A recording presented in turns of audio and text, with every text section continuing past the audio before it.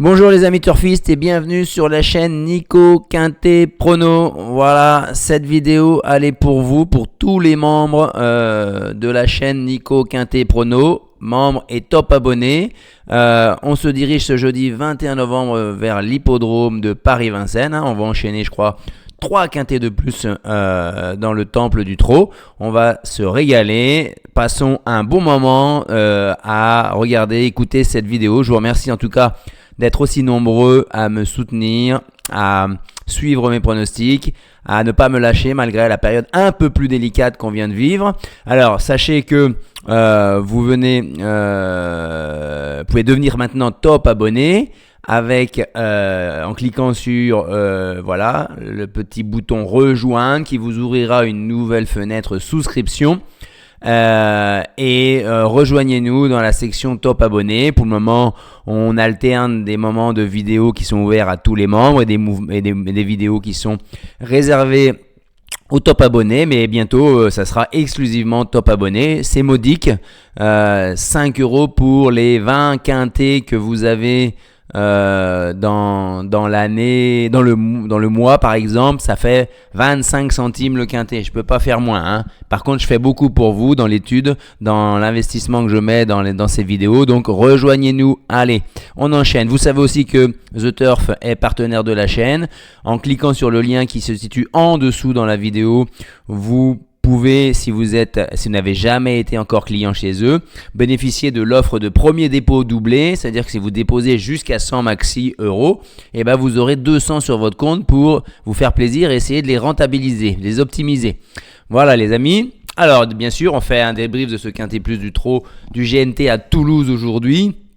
C'est un grand plaisir, hein, franchement, c'est un soulagement que de vous sortir enfin un quintet que peu de pronostiqueurs dans la presse donnent, hein, parce qu'il fallait aller chercher le 2 à Pidgeot de Ligny, il fallait oser retirer, vous voyez, le troisième favori de la presse, Half Seven, il fallait le retirer. J'étais déçu de Gabriel Duhem et de la drive bien trop prudente cette fois-ci de Chavat, alors que la jument, elle pouvait rivaliser avec eux, peut-être pas avec Igussi Sauton, mais bon, ce qui fait qu'on a juste, vous voyez, on a une petite inversion 5 et 9. Ici, il y a une petite inversion 2 et 7. Hein. On va commencer à tourner autour du pot du quintet plus dans l'ordre qu'on vise tous. Hein. Je vous rappelle, si vous n'étiez pas là quand même, que je vous ai donné quintet plus ordre, le plus beau prix d'Amérique 2023, victoire d'Ocurberry, Ampiamédée SM deuxième, 254 000 € dans l'ordre. Hein. Il était là. Hein. Comme vous étiez en train de regarder la vidéo, bah c'était pareil. Et je sais qu'il y avait un d'entre vous qui avait joué 25%. Sur ce quintet plus qui a touché quasiment plus de 60 000 €. Hein. On enchaîne. On rentre dans le vif du sujet. Jeudi Paris-Vincennes, prix de Sillé-le-Guillaume pour des chevaux de 7 à 10 ans qui n'ont pas gagné 295 000 €. Un seul poteau de départ. Attention, ça a son importance. Sur les 2850 mètres grande piste, ça a aussi son importance. Ça commence à faire long, hein, tout ça. Et ensuite, il va falloir être capable de prendre un bon départ pour bien se placer dans ce lot touffu 16 au même échelon. Voilà, on a quelques chevaux qui semblent abandonnés dans la presse, on va en parler tout de suite pour s'en débarrasser. Et ensuite, on va voir les meilleures chances dans cette course-là avec mes chevaux, béton, copains, coquins, les fantômes et la déception éventuelle. Allez, c'est parti. Mais avant toute chose, vous savez que ça, c'est quelque chose que vous aimez et qui se traduit souvent en course. Hein. C'est-à-dire que j'arrive très souvent à vous donner une fourchette de rapports probables. Là, je vais avoir un peu plus de mal. Hein. Regardez. En s'appuyant sur des courses dans le passé récent et des conditions similaires, j'ai une base de données assez importante qui me permet de voir dans ces conditions de course-là comment ça s'était produit avant. C'est pas parce que ça s'est produit comme ça auparavant que ça va se passer comme ça dans le futur. Ça, c'est le principe des statistiques. Mais malgré tout, si vous jouez avec les stats, si vous jouez en faveur des 76%, par exemple, là, vous serez plus souvent gagnant que perdant. Donc, les rapports probables dans le désordre, vous voyez, il y en a un peu partout. Hein. Moins de 100 €, seulement 30%. Et plus de 500 €, 24% et 12% plus de 1000 €. Donc attention, prudence sur ce quintet plus là, qui peut à la fois sourire aux favoris comme devenir très rémunérateur. À vous d'être perspicace. Le premier favori ici, Horatius Della, a une réussite. Soit il est dans le tiercé, soit il n'est pas là. Mais quand même, il est là 3 fois sur 4. Le deuxième favori a moins de réussite. Une fois sur 2, quarté quinté. Ça veut dire que comme d'habitude, premier et deuxième favori, bah voilà, hein, si on est en tiercé, on peut peut-être avoir du mal à jouer en champ total 13-8X. Vous voyez, vous allez perdre 7 fois sur 10. Quarté, vous allez perdre 2 fois sur 3. Et quinté, bah, malgré tout, en quinté, ils ne sont là les deux favoris que 4 fois sur 10. Donc prudence avec vos bases. Ensuite, au moins un cheval plus de 7e favori. Là par contre, on sait que dans le tiercé, il va falloir peut-être se méfier des chevaux qui sont en dessous de ma ligne rouge là. 12, 3, 10, 9. Là on verra après si on s'en occupe. 71% dans le quarté, 82% dans le quinté. Si vous jouez les 7 favoris de la presse dans le quinté, 8 chances sur 10 de ne pas toucher le quinté. Voilà, c'est ça que ça veut dire. Et ça, il n'y a que moi qui suis capable de vous donner ces chiffres-là. Hein. On enchaîne. Les fantômes, on va éliminer sans trop de risque le 1 Fergie Island qui est surclassé. Elle est bien plus âgée que les autres. Et c'est la plus jeune, petit pousset. Et elle a que 177 000 euros alors que c'est fermé à 295. Le 2 Holiday Chal, Ferré, Emoji Rouge, je crois, on n'en parle pas. Haribo du Loisir, Ferré, pas prêt pour rivaliser, encore moins à Vincennes. Et le 16 Guillaume Duplessis, le Clan Boutin ne met même pas un driver, c'est l'entraîneur qui se met. Il est ferré, donc on regarde courir pour une prochaine fois. Le béton, moi je suis parti avec Ed Scott, le Hongre de 7 ans. Donc ça fait partie des chevaux les plus jeunes. Hein. Ed Scott, il y a une réelle contre-performance depuis plus d'un an, depuis septembre 2023. Sur les 2700 mètres grande piste, c'est 6 sur 10. Alors, certes, vous allez me dire, il est seulement plaqué des antérieurs. Et ça n'a jamais été le cas à Vincennes. C'est vrai. Mais sur les autres hippodromes où il s'est produit plaqué des antérieurs, c'est 7 sur 9 dans les 3 premiers tout de même. Hein. Donc c'est une configuration de ferrure qui lui convient bien aussi. Hein. Il a été battu seulement par Global Agreement le 22 septembre. Global Agreement, c'est quand même 10 victoires de suite cette année. Donc il a trouvé que lui sur son chemin pour l'empêcher. Il était battu après par Half7 et Gypsy Chaman, qui ont dans un premier temps bien visé des objectifs et ont remporté leur course, mais qui ont déçu. Pas plus tard aujourd'hui que Half7, mais ça je vous avais prévenu. Et Gypsy Chaman dernièrement aussi. Hein. Mais c'est quand même de bonnes lignes. Il mériterait vraiment d'en gagner une. Hein. Avec Johan Le Bourgeois, c'est 5 sur 6 à Vincennes sur les 2700 mètres grande piste. Et plus, dont 2 victoires. Hein. Et un record de 12,5. Donc, c'est envisageable. Le béton, j'ai une confiance de 4 sur 5. Le copain, pour finir, dans les 5, je dirais Udo Duruel. Beaucoup vont le mettre très très haut dans leur pronostic avec la drift d'Éric Raffin. Donc il va partir une cote assez jouée de 5-6 contre 1, je pense. Hein. Udo Duruel, le numéro 6. C'est la première fois d'abord avec Éric Raffin. Mais attention, c'est un cheval 9 fois sur 10 à Vincennes grande piste dans les 5 premiers. Mais plutôt placé. Pour moi, il est peut-être légèrement plus transcendant sur les parcours de vitesse, même s'il a un record de 12,3. Donc je l'envisagerais une bonne base pour vous dans les quartés 2 sur 4, quintés, voilà. Udo Duruel, le copain, c'est son rôle. Ensuite, le coquin du quintet à belle cote, c'est Follow Me Flash. Là, ça ne va pas être le cheval de tout le monde. Hein. Il l'annonce à 35 contre 1, le turf. Que dire sur Follow Me Flash ? Le 9. Il est certes davantage recommandable sur les départs auto-start car il part comme un fer à repasser. Donc, à chaque fois, il se retrouve en bout de peloton, en queue de peloton. Donc, ça veut dire qu'il lui faut ce qu'on appelle, comme toujours disent les entraîneurs, ça va dépendre du parcours. Lui, c'est quoi là ? Ça va dépendre du parcours. Ça veut dire quoi concrètement ? Ça veut dire qu'il faut à la fois qu'il se fasse ramener dans un wagon en épaisseur, à l'abri. Et deuxièmement, il faut que la course, elle barde un peu et que ça avance. Pour qu'à un moment donné, les chevaux qui sont devant lui s'épuisent et que lui, il vienne doubler un peu les morts avec sa belle pointe de vitesse. Hein. Il a un record de 13,1, ce qui est un peu juste, mais il est capable d'aller plus vite, je pense. Il a été placé d'un bon lot, hein, le 19 septembre à Vincennes, justement, hein, de 6 ans à 10 ans. Donc quand même 6 ans, 300, et fermé à 305 000 euros. Donc un lot plus relevé où il fait 5e. Et il n'y a pas les J, les I. Il était classé derrière, attention, écoutez bien, Iguski Sauton. Vous l'avez vu aujourd'hui, ce qu'elle a fait. Iron Mélois. Bref. Alors, on pourrait dire qu'il est seulement déféré des antérieurs. Par contre, mais comme le 19 septembre. Et son entraîneur nous glisse quand même qu'il va être avec des petits alus au postérieur. Donc, c'est-à-dire quelque chose de léger. Donc, attention à Follow Me Flash. Ensuite, on enchaîne avec la déception. Toto Barroso, je l'avais rejoué l'an dernier, mais il m'a déçu. Il avait fait un très bon meeting. C'est le seul étranger de la course. C'est une course européenne, mais il n'y a que lui comme étranger. Donc, c'est un bon engagement finalement pour les chevaux français.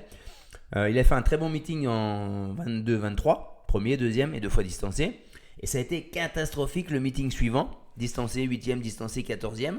Là, il revient avec des performances plus ou moins bonnes parce que il a été opéré d'un genou et il met du temps à revenir. Il a été certes 3e de Sound Moteur.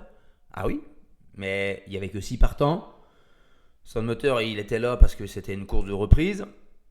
Et il termine assez loin. Donc, c'est pas une ligne, à mon avis, transcendante. Il a un record que de 13,6. Donc, Toto Barroso, je ne prends pas. Ça donne quoi? Allez, on y va. Jeudi 21 novembre. Donc, on va mettre bien sûr Ed Scott en tête. Ça, je vous en ai suffisamment parlé auparavant. Ensuite, on va glisser quand même Hubble du Vivier. C'est vrai que c'est Sébastien Arnaud qui ne peut pas le driver. Il a mis David Thomas. Hubble du Vivier, il était absent de juin à septembre 2024. Il a fait 2 courses ferrées ensuite.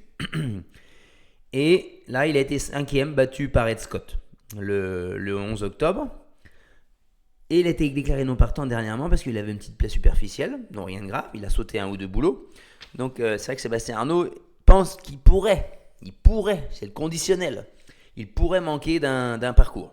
Mais attention, plaqué des antérieurs comme il est, c'est 4 sur 7. 4 fois dans les 5 premiers en cette course.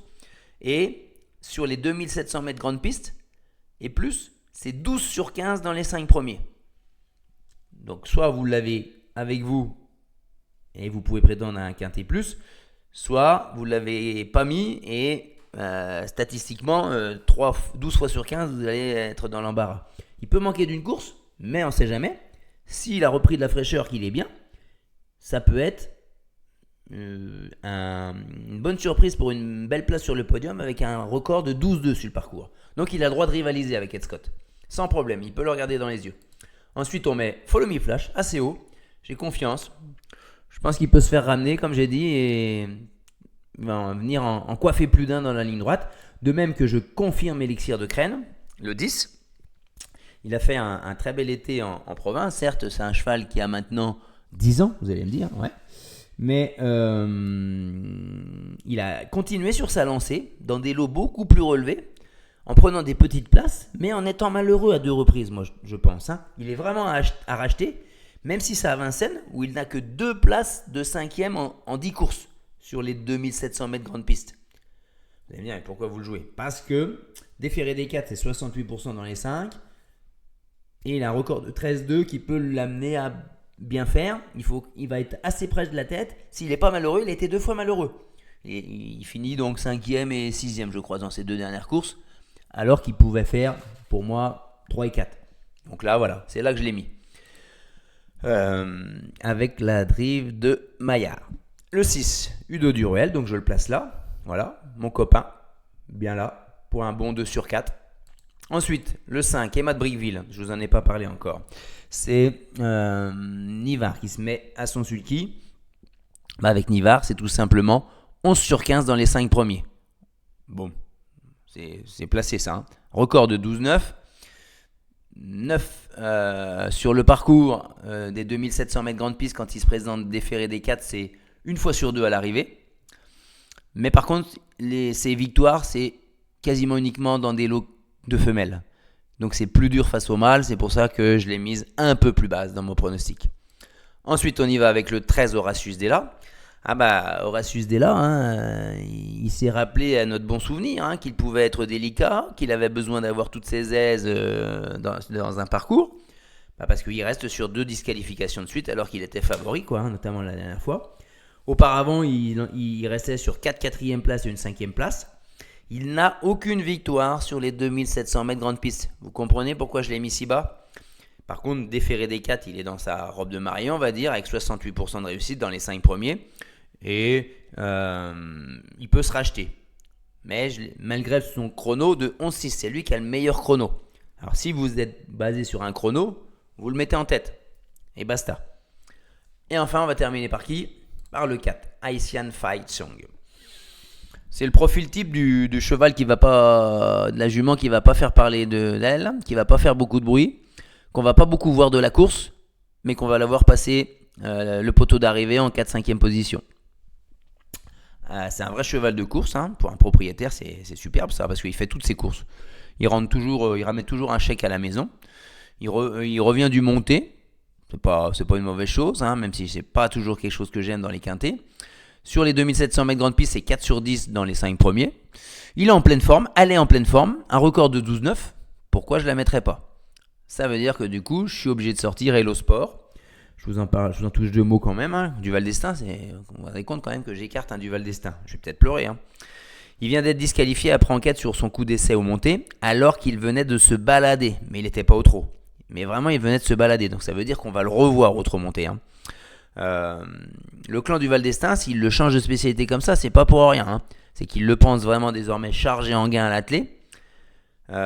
Sauf qu'il y a ce bel engagement qui l'incite à y revenir parce qu'il est quasiment au plafond de gain et il n'y a pas les 6 ans face à lui.